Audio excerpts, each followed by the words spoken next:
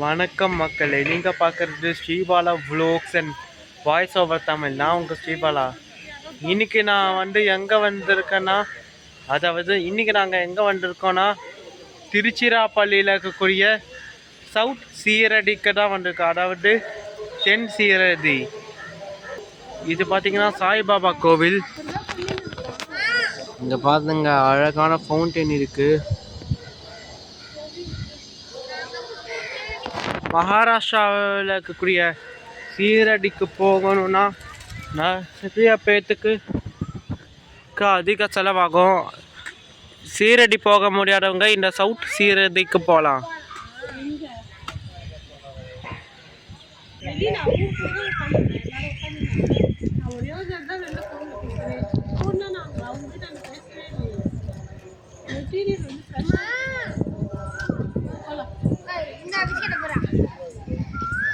நான் வீடியோ எடுத்துக்கிருக்கேன்.